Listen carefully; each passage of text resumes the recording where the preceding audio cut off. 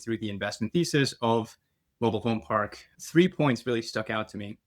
One was that the mobile homes are the lowest cost of housing out there that's not government subsidized. So that just means that it's very resilient supply or really resilient demand. The second thing is that the supply is very constrained.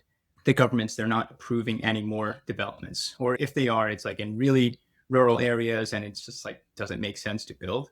So a lot of them, they're not being approved, they're actually being redeveloped. The third one is that there's a lot of operational arbitrage to be had. Like we always look at how can we bring the value up in this property. In private equity, it's like basically increase revenue, decrease expenses. Welcome to the Path to Passive podcast, where we talk about building wealth and empowering lifestyle through commercial real estate investing for tech professionals. I always wish that other tech professionals reaching financial freedom had documented their journey along the way, so I'm doing it for the rest of us. Join us as we explore stories, many failures, and lessons learned along the way. I hope you enjoy and subscribe. Hey, one of the lines that stood out to me in this podcast from Leo Young is that we're not afraid of risk. We're afraid of what we haven't underwritten for. Now, Leo is the founder of Cornell Communities and a former top performer, sales at Tesla, where he learned how to operate under real pressure. And after his personal wake-up moment that he talks about, this is where he really started to realize that a high income is good, but it's still one stream of income. And that is what led him into real estate. So in this episode, Leo walks us about his process, his thinking from his early passive investing days to getting burned to a small multifamily property to what he does today, acquiring and operating manufactured housing communities across multiple markets. And we talk about a couple things, not only benefits, but some things that I think might be misconceptions around mobile home parks as well. We talk about land, the zoning, and resilient demand as well for a housing market that's structurally undersupplied, which is really cool for filling that need and also for investors. He gets honest about some things too, like aging infrastructure, regulation, and why underwriting can everything really matters. So I think this is a really good episode that gives a broad overview about mobile home parks that if you haven't heard much about mobile home parks, this is a good one. And also just thinking about this more about how it really is, at the end of the day, a people business. And Leo shares some of his wisdom and kind of philosophy there at the end too. So this would be a really good one to hear more about that. And investing mobile home parks, of course, all without creating a second job. So check out the show notes for Leo's links, and please make sure you're subscribed to Path to Passive Podcast and leave a review wherever you're listening. Appreciate you. Thanks so much and enjoy. All right. Hey, I've got Leo Young here. Leo, dude, thank you for being here. Welcome to the show. I think you're, such a great person to have here on the show because, your story is so relatable to many of the listeners. And what's so cool is that not only were you part of Tesla and really kind of mission driven and understand many of the world that tech professionals and, a high paced culture and very demanding environment is, but you have gone through many different chapters, right? Being at Tesla to getting a real estate license to, now being, operator for mobile home parks and also have raised some capital as well. So it's a pretty cool journey. I'd love for you to to introduce yourself the way that you see yourself and add some additional texture to, introducing yourself to the listeners. Well, thank you for that breakdown, Stephen. I think that was really accurate. And to add to that too, I would say it's funny because my journey looking back made a lot of sense, but looking forward, nothing connected. It's one of those things that, so, back in college, like I was always a curious individual. And, I sort of put two and two together. Okay, finance is kind of like figuring out the why behind numbers. I loved investments, kind of figuring out like why a company is going to do well. Like actually looking into it. And after college, sort of took a leap of faith. I went into at Tesla. I was on their sales team, and it took that kind of pivot because I wanted to face my fears and work on my weaknesses. And at the time, it was like public speaking. It was actually like talking to people and selling. And to me, and like I kind of still don't really like sales personally, but it's just like being that like kind of salesperson vibe. I needed to know how to communicate well. I think that was like my big takeaway from that experience. I learned a lot at Tesla. I mean, I was there when they almost went bankrupt. So it was a very intense period in time. And, I learned just priceless work ethic that stuck with me today. It helped me be prepared as an entrepreneur. It's just like working long hours and doing a lot of things like very intensely and being okay with that. And yeah, I mean, through that process, got burnt out. It was a lot of work, a lot of non-believers, everyone walking in, kind of making fun of Tesla, that kind of thing. And then what got me into real estate was, so I had one of the coworkers, like his father was hit by a car and died. It's like suddenly. And, he's riding a bike and he just got hit. And I was like, oh my God, what if something happens to me? I don't know. Like, I don't have anything coming in. Like, I only have one stream of cash flow at the time. Yep. It was from the company. Yeah, I mean, it was nice. I had some sort of, I guess, insurance policy in terms of they gave me stock, which now it's like doing pretty well. But still, it's one stream of income and it didn't give me that sense of security. So I got looking, eventually found bigger pockets, looked into it, kind of educated myself and all the ins and outs. Like, I was a very curious person, like all the YouTube videos, the blogs, Brandon Turner, all that stuff. Mm-hmm. And then found myself investing as a passive investor into an apartment building. I thought that made a lot of sense, that I would essentially partner with a team that knows what they're doing. They would kind of bust their tails to make me money, which is great. And they take all the risk and stuff. So I got hooked on top of that, got my real estate license. I wanted to learn and earn. So I didn't really say no to projects. I said no to people. One very important thing to me is I bust my tail and I go above and beyond for my clients. So I want that work to be appreciated. Mm-hmm. So I said no to a lot of people that I didn't think appreciated my work or that I didn't work well together.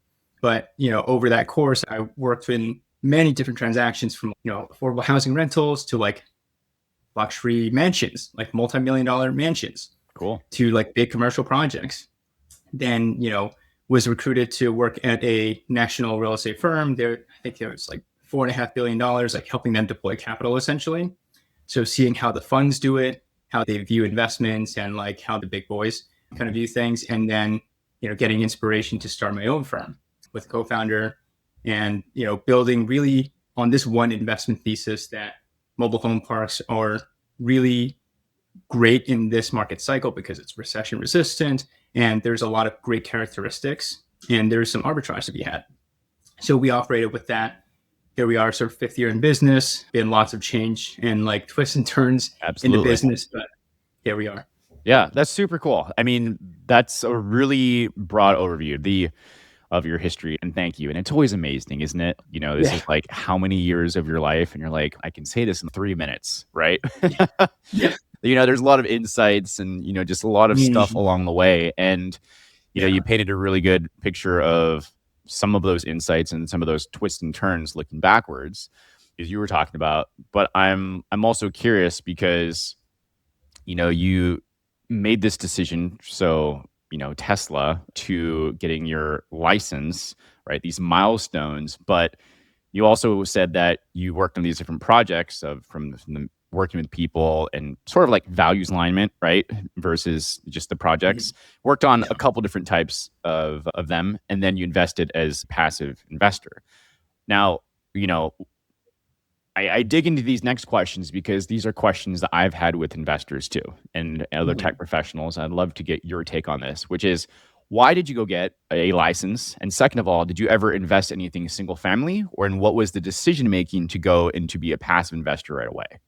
Those are two great questions. So as far as investing, I never got into single family because I guess I was indoctrinated by bigger pockets. They're like, hey, look, you need 2 to 4 families. So that's what I did. I did have a small little multifamily unit. I quickly got burnt and quickly realized that this wasn't the way. Mm-hmm. There was a resident that knew more than I did and about like eviction laws, wouldn't pay rent and would lie to the judge to their face. And I'm like, oh my God. And you coming up with receipts didn't really help that. But so after that, I'm like, okay, well, that was for one tenant not paying rent. That's 30% of my rent roll, as opposed to, okay, let's get 100 unit. If one person doesn't pay, that's 1%. It's like a lot more manageable in terms of the budget. So yeah, that was how I arrived at that. What was the second question? And so the first question was, how did you decide to even go get the license? Because there's some Mm, investment of time. It's, a couple 10, 20, yeah, 30 hours potentially. And then yeah, that was one question. And the second was, yeah, making that decision to go be a passive investor. yeah. So I think it's funny because looking back, and if I were to do it again, I probably wouldn't do it the same time or the same way.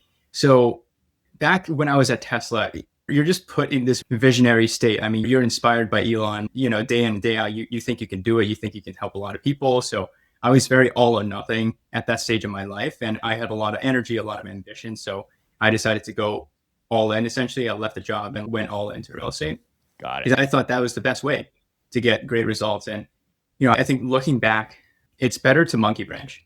You want to make sure like you have some sort of stable foundation on one end, swing to the other. And that sort of led me to also like just passive investing and building that financial foundation.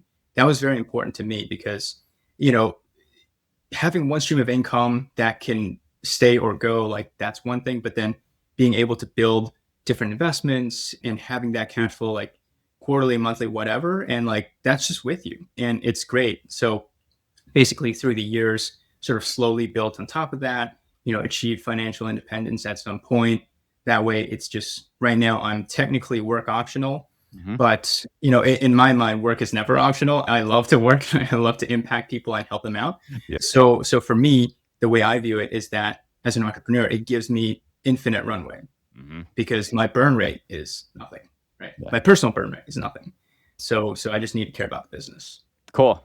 One of the things I really enjoyed hearing you say on a different podcast was that you made a deal with yourself that, your words, I will do whatever it takes to succeed in this industry. And, that is Mm, the type of get it done, type of not only just quote unquote attitude, but, that's what it takes to be, as you said, the buck stops with you to get stuff done. Right. yeah. Yeah. So, you know, you have chosen to go into mobile home park investing. And, some people may not know that much about mobile home parks, or let alone have ever stayed in one, anything like Yeah. that. So, Yeah. what was it for you? Why mobile home parks? And then I've got Mm, some follow-on questions about the market of them, and stuff like yeah. that. Definitely. It's funny because, I was super fortunate. I got connected with my then co-founder. He basically sat me down one time. He knew I was in real estate and he sort of walked me through the investment thesis of mobile home park syndications, essentially. Mhm. And which is basically pulling together capital from investors to buy mobile home parks. And I was like, okay, that's very interesting. And, 3 points really stuck out to me. So one was that this is the mobile homes are the lowest cost of housing out there that's not government subsidized. So that just means that it's very resilient supply or really resilient demand. So, when you see like the economy gets tough, like people downsize in their apartments, they go from A to B, B to C, etc. But there is no further down from there. So, in right now, being in the position that I'm in, operating these properties, I do see that there's wait lists in all of our communities. Like people want to come in, and there's just not enough space for them. Wow. So having that sort of really stable demand is great because you're able to fill in vacancies. And in this game, in the finance game, like you want to make sure that your cash flows are steady, right? You want to make sure it's not impacted. So that's the one thing. The second thing is that the supply is very constrained. Just there's many different factors out there, but the governments, they're not approving any more developments. Or if they are, it's like in really rural areas and it just doesn't make sense to build. So a lot of them, they're not being approved. They're actually being redeveloped. So, I'm here in New York City. There's a lot of these communities in the areas in like the tri-state area that just get rebuilt. They get built into shopping centers, apartment buildings, and it's great. The government loves it because there's a lot more tax dollars for them. Right now, it's like the opposite way around where it costs much more to service a resident in a mobile home manufactured home compared to the tax revenue it generates. Yeah. So those are the first two items. The third one is that there's a lot of operational arbitrage to be had. So, for us, like we always look at how can we bring the value up in this property. And in private equity, it's like basically increase revenue, decrease expenses, right? Exactly. And a lot of it is doable because, these operators, they're typically individuals. There's a lot of individuals. It's quickly dwindling because there's a ton of institutional interest in the past like 10, 20 years. But there are a lot of individuals. They've owned it for 40, 50 years. Like they've always operated it one way. They collect their rent in the back of their truck on the first of the month kind of thing. Yep. So, giving people the quality of life improvements, like letting them pay rent online, paving the roads, like people like that. And they know that they're under market rent. There's a little bit of normalization happening there. And they're okay with that because it's still a very compelling housing option for their all-in costs. It's still much lower than a comparable apartment rent. Yeah. So those three things really stood out to me. Yeah, it's a good call. And, if you do any sense of, listener, if you do any sense of Googling around or just checking it out, I think these are some of the things you're really going to hear, which makes a lot of sense. And I have some questions about this. I don't know. I'm not latest on the pulse here. So, I'm sure these are basic for you, which is awesome. And so, which is, it's so they're not building anymore. And that itself is kind of a moat around, I would say, the industry, but around the asset class in general. Right. But what are some of the risks that come with that? Because if I'm hearing that, I'm also hearing moat, right? But I'm hearing demand for people, or there's a high demand because people still want to be in there. But I'm also thinking like, okay, what does this mean about this quote unquote aging, asset? Does that mean we can still upgrade the units there? Like what can be done and what are the risks fundamentally is what it comes down to. Yeah. Yeah. So there's two big risks that we see a lot and that we factor for. So the first one is the infrastructure. So these assets, they're not getting approved. And these are like 50, 70, 100-year-old properties. And Exactly. a lot of the pipes and all the systems, they're very outdated. There's a lot of deferred maintenance to budget for.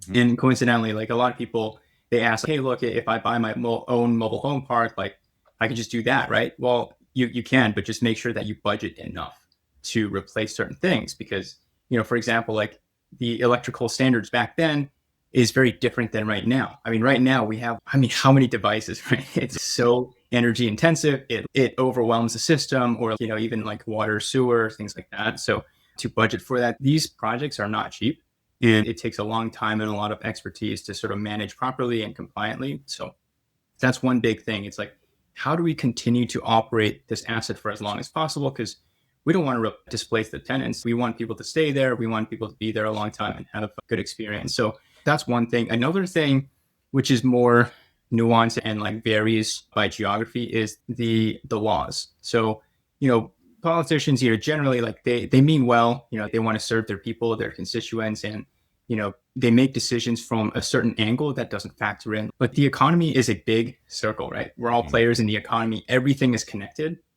And like they make these things that just make it more inefficient to operate the business. And we're like, okay, well, it just makes offering this kind of housing harder. And it actually hurts the residents in the long term because people that don't know how to operate it compliantly might just give up and, might get torn down or something like that. Sure.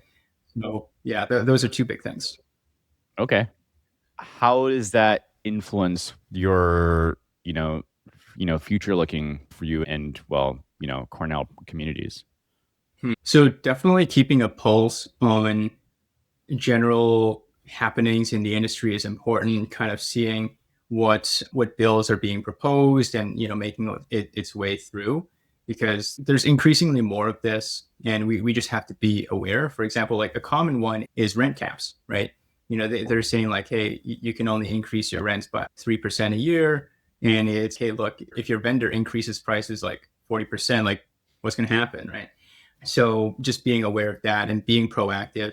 And even if it does happen, trying to see like what other operators do to get a sense of the market. Mm-hmm. Fortunately, one state that we operate in, like they enacted a new rent control law, and most of the operators, they're holding steady. It hasn't impacted the valuations too much in the short term, but this is still kind of fresh, so they're still kind of seeing it through.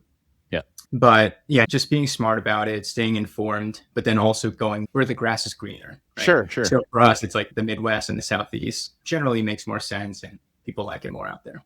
Yeah, cool. And I think that's interesting, right? Because, there's in any industry, any business, there's going to be risks. Do you know what those are? Are they known risks? And does it, not only the business risk, but how does it fit with the industry of its level of maturity, et cetera? And it's a pretty mature risk. There's a lot of, or a little bit mature industry. And, that this is one of those quote unquote, the terminology now is boring business for sure, Right. which could be really great, right? But let's talk about we'll touch on like how you get deals right Yeah. now, but Mhm. mostly I want to talk about the operations there because I think Yeah. that's the operational excellence part of it is really important. So Yeah. I do want to interject really quickly because you touched on a great point, Stephen, that risks, they exist everywhere. yes, And I think, a lot of your listeners being tech professionals, you have to define your risk and then figure out how to mitigate it. yep, It's the same mentality as an investor. We're not afraid of anything, but we are afraid of what we haven't underwritten for. sure, So you yeah, have to define it, factor it, have a plan to reduce the risk, whether it means to set aside extra funds in your reserves or maybe going in at a lower cost or factoring in some different creative ways to mitigate that risk. yeah, absolutely. And checking out your communities you have across well, I was going to say across the nation, but really I saw like South Carolina, North Carolina, Alabama, Ohio. And you're based in New York. You're also talking about being boots on the ground here and there. How does the management of these communities look like? Yeah, I think we're very fortunate in that we are very systems first kind of organization. So basically how we set it up, we have on-site people that are boots on the ground, people that are in the communities that can be our eyes and ears, see, check out vendors, post notices, things like that. But also a lot of things are run offsite. So with our offsite management team, they do a lot of things digitally, rent collections, curb appeal inspections, things like that, maintenance requests. So a lot of this is kind of systemized and we're very process driven. So like we have a lot of SOPs in place that's just like, it's very simple to run. So it's enough that, we hand a new hire like this playbook. We're like, hey, look, you're in charge of these 6 tasks, and then we'll layer you on later on. Yeah. Yeah. Is it third party management or you're vertically integrating? Bit of both, actually. So we're majority vertically integrated, which just means that we do everything soup to nuts in terms of collecting the rents to everything, to big Cool. capex projects, investor relations stuff. So the benefit of doing management in house is that you have much better quality control. You're able to offer the services for a lower amount than what the third parties do, which is ultimately better for our investors. We have just more efficient stream of income, right? Bigger net operating income. So Hmm. it's good, but we also have to be careful on what projects that we take on because the one thing that I'm always weary of as the sort of managing partner is the capacity of our team. I never want them spread too thin. I never want them to bite off more than they can chew because then when too many balls are dropped, that's when things go bad.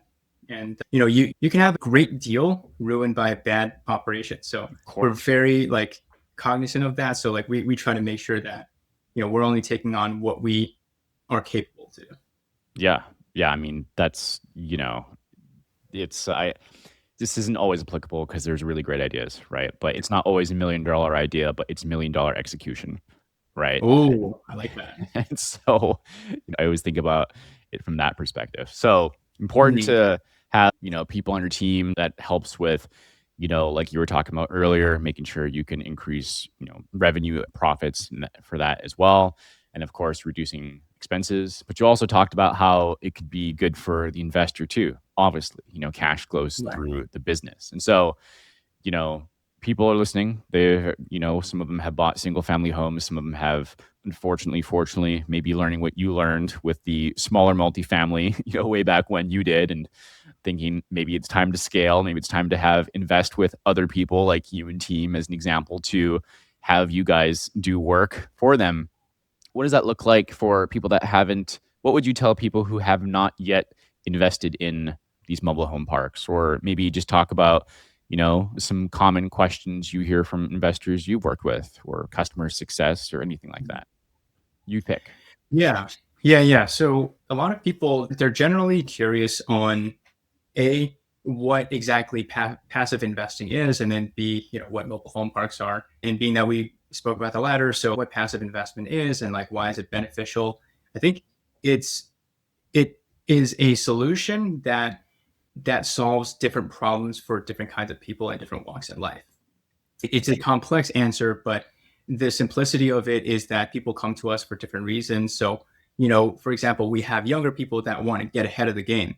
They see, for example, like their IRA, like in their account has been going up like 6 or 7% in the past few years. They're like, oh, this is kind of like, this is not going to get me where I want to go. So I want more aggressive growth. That's why I want to tap into private equity.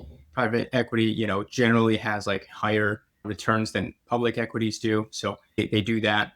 There is another school of thought. A lot of people, they want the FIRE movement. So like financial independence, retire early. So they want to generate cash flow. And, a lot of people have done that. Some really great, tech buddies of mine, like they do that. I mean, they're crushing it in their career. They know what they do best. They're not going to, basically they're doubling down on their strengths and ignoring their weaknesses. And they're like, I don't know how to manage real estate. So here, make money for me. Great. Yep. Here you go. Yep. So that's like the conversation I have with them. And then the third bucket is just older individuals and, they want predictable income and, they invest with us. Like sometimes we have private lending opportunities as well, where you can be a lender and get a nice return as far as your interest. So they like that. It covers their expenses very quickly and they can establish that financial foundation, sort of play catch up. Mm-hmm.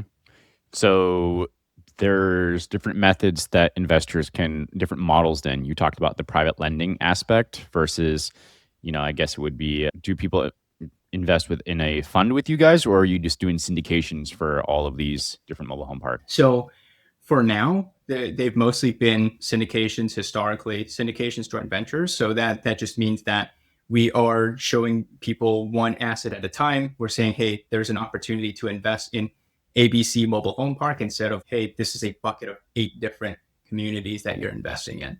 Yeah. There's pros and cons to both approaches. And we have been considering on the fund approach, but we just haven't pulled the trigger yet. One big reason not yet is because when people raise a fund, there's the pressure to deploy capital. So basically their investors are like, well, I gave you my money. Yeah. When are you putting it to work? Sure. And you get these calls a lot. And especially in this market with mobile home parks is that there's fewer and fewer good deals out there. Because what I said earlier, Steven, that there's so much institutional interest. There's just these guys like signing in like tens of $1 million like checks into the community, into the space, and just to buy up whatever you can. So like they're going in at close to basically asking price, and like the valuations don't make sense. And we don't want to be in a position that we're forced to buy something just to buy something, because ultimately that circle comes back to us because we're buying at a worse off basis. Operations going to be harder. We don't give like good returns. The investors are not happy, and it's great. All that exercise. So we want to be able to just sit in a good position. We want to be able to feel okay sitting on our thumbs. And we tell that to investors too. We only have a few opportunities each year and they fill up decently quickly because there's just like people that are interested and we just don't ever have anything for them. So yeah, that is also a pain point. Hence why we're looking into the fund model. Got it. So, and I appreciate you talking about both aspects there, having, I'm glad to hear for you and, for your team to have, a readily amount of capital and, people who I would imagine that want to reinvest as well. That's always a great sign. Yeah. But I'm kind of curious from a discussion perspective, then it's, that being on a per project basis, it's really about a, deal flow then that fits the criteria because, PE firms that are writing these big checks that just, are able to buy overvalued assets. I mean, this gives you and your team great opportunity to really have better operations, right? And focus on the properties themselves. But does that mean that, I guess, is this where you were talking about looking at other markets like across the nation to, expand into different markets to see about more deal flow? Is that kind of the strategy? Yeah. So as far as deal flow, like we've been having to get more and more involved into getting better deals. So, a big thing is the direct to seller outreach. So, we've built out an entire team to do that. We're building up a system to reach out, follow up, refine data, make sure that we're having good conversations, and like actually even doing the unscalable, renting cars and like going out and just trying to shake people's hands and even leaving notes at doors, right? And these are, multi-year conversations that we have with these sellers. We just keep in touch with them. We're not very high pressure people, like what I said earlier. I went into sales to learn the skills, but I still don't like sales. So I'm never like that pushy guy. So I'm like, hey, here's who we are. Here's like our sort of MO. And like whenever you're ready, happen to have a conversation, see how we can help out. That's all. And people do come to fruition. Right now we're closing on a deal that the owner, like we've spoken with them for over 2 years. And it was like, no, hang up until like eventually, we got talking and then kept in touch and, here we are. Yeah. So doing that stuff, that upfront work and like spending the upfront money to just be able to bring better opportunities to our investor group. Yeah. I mean, key point, right? Like the long-term thinking for sure. You have no doubt I'm inundated by all of the, for you, I appreciate Elon. Absolutely. Yeah. I've gotten a lot of Bezos and a lot of other, people over the years, which has been great for investment methodology and stuff too. Definitely long-term thinking. At the end of the day, it's always a people-to-people business. Yeah. I'm wondering, it's funny to interject really quickly. I was just talking about this today, that real estate is a people business. I think where people get mixed up is, yes, in the private equity world where it gets the big dollars, like everyone's like all emails and stuff. And yeah, like I've seen people that just, they'll never pick up a phone call. Like they'll always email you and stuff. And firsthand, like I keep on getting reminded over and over again why it's important to go in person. And, a lot of these conversations, I'll give you one example. We were trying to get one project approved from the code enforcement of a municipality. And it was over a year of trying to email him, call him, leave voicemails, like never get anything in return. This time I'm in town, swing by, he's in the office. We have a 5-minute chat. He's, oh yeah, this is approved. Great. That's all it took. Yeah. So yeah. That's kind of exactly where I was going to go with this is, you're making this contrast from, the quote unquote high pressure sales, environment Tesla, but also kind of maturing and developing as not only entrepreneur, but, I would say I heard you like philosophy and stuff too. And so it's, what else have you learned in, this journey that has made you more, you're like, oh, that's a really good business lesson, but you're like, oh, that's life lesson as well. Yeah. So 2 things. One is, just because you can do everything doesn't mean you should. Yeah. It's a big kind of, maybe it's part ego, part maturity, but growing up, like, I mean, look, I was raised very ambitiously. Like I was working at Tesla, like we do everything. Buck stomps with us. Like we get our hands dirty, whatever it takes. Right. But after a while, you're like, okay, what got us here won't get us there. Yeah. It's better to delegate, building a team. It's better to delegate, have them do things, but also when it comes to these things. So like I'm an active investor as well. I invest with other sponsors and I'm always like, well, I don't know a thing about self-storage, so I'm not going to touch it. Like, I don't want to get competent at it because I know how much work went into getting competent at this. Totally. And no way. So yeah, just like ceding that control and being okay with it. I think it's a bit of like setting aside your ego and be like, yeah, it's fine. Yeah. So that was one thing. And the second thing is to embrace the season you are in life. Mm-hmm. Life comes in seasons, right? When you're young, you have time, but no skills, no money. So you have to hustle. You have to do anything and everything. But when you're older, you have a mix of both. I'm in my 30s now. You have to just kind of balance and like figure out, okay, what is important to me? What capacity do I have for this? And saying no to a lot of things. I think, as a person, like I don't like saying no, but I think saying no just means that you're saying yes to something else. Yeah. So you're saying yes to something else. Leo, are you an Alex Hormozy fan? Yes. I'm like, okay. Like, obviously these ideas come from all over the place and it's kind of it's same thing. I've read the books, I've listened to the stuff, and Alex, these types of things also resonate with me so much. I'm like, oh shit, excuse Yeah. my language, but Yeah. it does. It Yeah. takes a long time to get competent in things. And, one of the things is like, you're talking about your buddy or the that was in tech. And it's like, you do have to focus and make a decision, right? If you're going to spend time with your unique ability, the thing that you like and you're good at, spend the time there, get good at it, and build wealth with the income and with, doing something else, right? Investing, etc. And so I'm like, I got One thing I will add too is people think, and I used to think this too, is that when you pick a lane, that you're stuck in the lane.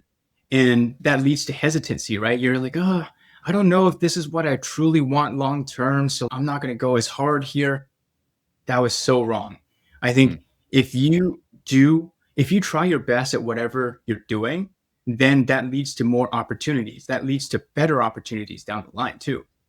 If you're crushing it as a software engineer, guess what? You're going to get a better role, better pay, and you can take that to leverage it elsewhere, right? And Yep. it just opens far more doors than it closes. That's a big mindset shift for me. Yeah. You work with a team. You work with a pretty good sized team. I was checking out. What have you learned about leadership working with this team now? Because, obviously we keep on referencing, from Tesla to getting your license and stuff and working, getting brought as, their whole story arc. But I'm wondering, things you've learned about leadership. And some of these are leadership lessons already, working with people, stopping by the season, focus, etc. But maybe from a people perspective, as we talk about things being a, people business as well. Mm-hmm. It's okay. So everyone has their own leadership style because everyone has different personalities. Mm-hmm. So for what works for me might not work perfectly for someone else. Sure. But with that being said, is that I care a lot. And that's just kind of who I am.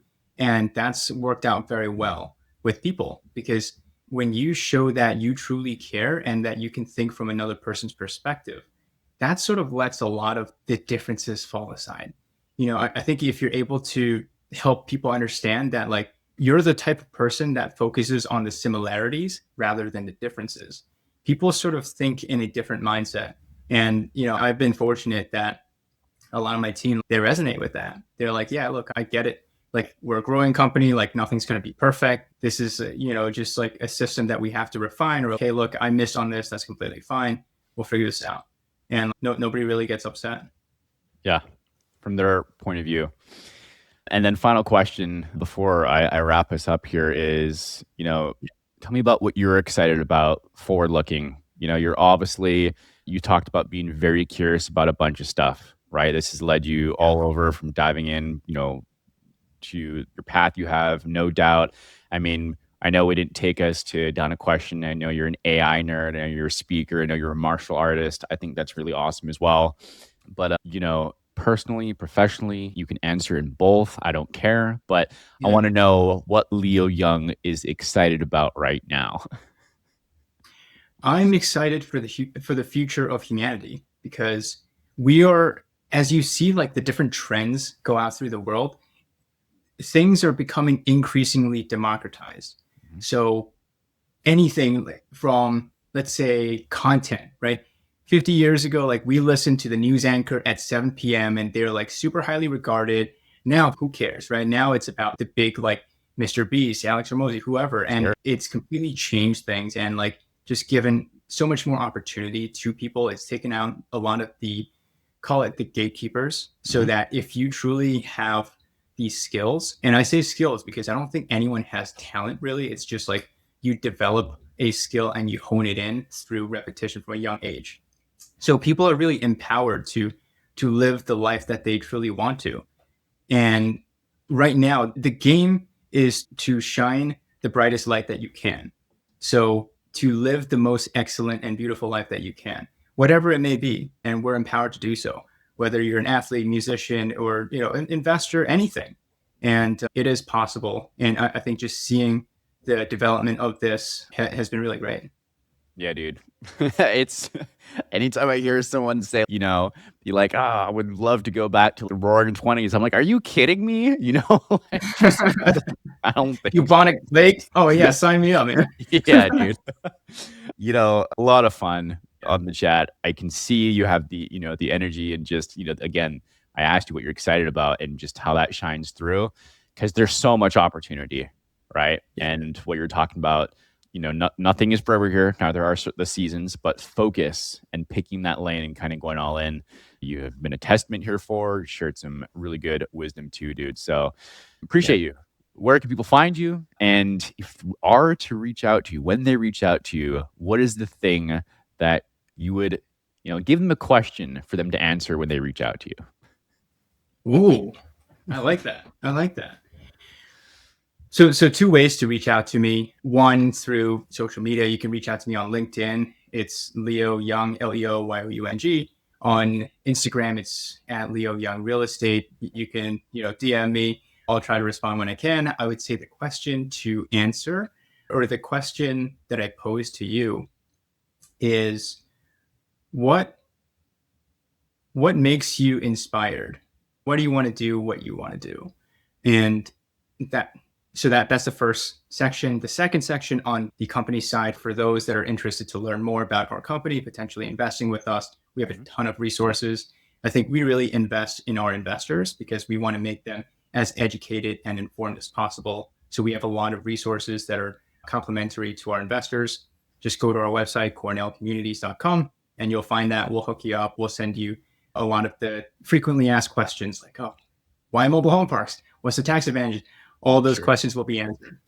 Yeah. All of it will be in the show notes as well. Definitely. And the socials for Leo and the professional side. And again, reach out to him. You don't have to do this, but make it fun, right? What gets you inspired? That great way to kick off the conversation between Leo and yourself. So appreciate you, Leo. Thank you so much, Stephen. Cheers. Thanks for joining us on another episode of Path to Passive. We love connecting with our listeners and those on the path to architecting their wealth and improving their lives. Feel free to let us know what topics you'd like to see in the future episodes. Get in touch with us through email or Instagram. See you next week for a new episode.